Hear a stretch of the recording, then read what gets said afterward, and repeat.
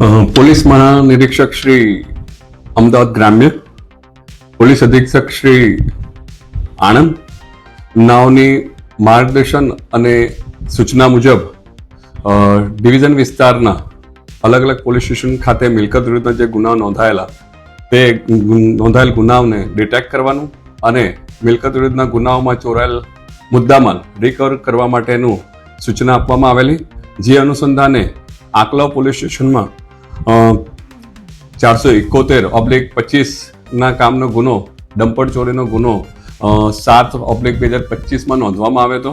જે ગુનાની તપાસ આકલાવ પોલીસ કરતી હતી અને એ તપાસ દરમિયાન ઓમ પ્રકાશ બાવરી હરિયાણાના છે, જેઓ આ ગુનામાં સંડોવાયેલાની હકીકત જાણવા મળેલી, જે હકીકતના આધારે તેઓને ડમ્પર ચોરીના ગુનાના કામે અટક કરવામાં આવેલા, જેઓને અટક કર્યા બાદ રિમાન્ડ મેળવી વધુ તપાસ હાથ ધરવામાં આવી હતી.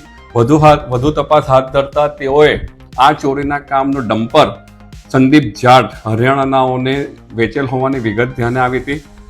જે વિગત મેળવતા તપાસ અધિકારીનાઓએ સંદીપ જાટનાઓની તપાસ કરી ને સંદીપ જાટનાઓને પણ આ ગુનાના કામે અટક કરવામાં આવેલા. એમની વધુ પૂછપરછ દરમિયાન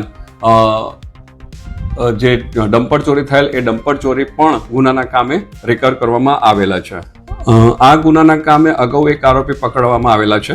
તે સિવાય હાલ 2 આરોપીની અટક કરવામાં આવી છે. તપાસના કામે અન્ય આરોપીના નામ ખુલેલ છે, તેઓની પણ તપાસ ચાલુ છે. હાલ જે આરોપી પકડવામાં આવેલા છે તેઓના વિરુદ્ધમાં ગુજરાતમાં અલગ અલગ પોલીસ સ્ટેશનમાં પણ ડમ્પર ચોરીના ગુના નોંધાયેલા છે. તે સિવાય રાજસ્થાન, હરિયાણા ખાતે પણ, મધ્યપ્રદેશ ખાતે પણ આ લોકોના ડમ્પર ચોરીના ગુનાઓ નોંધાયેલા હોવાની વિગત જાણવા મળેલ છે.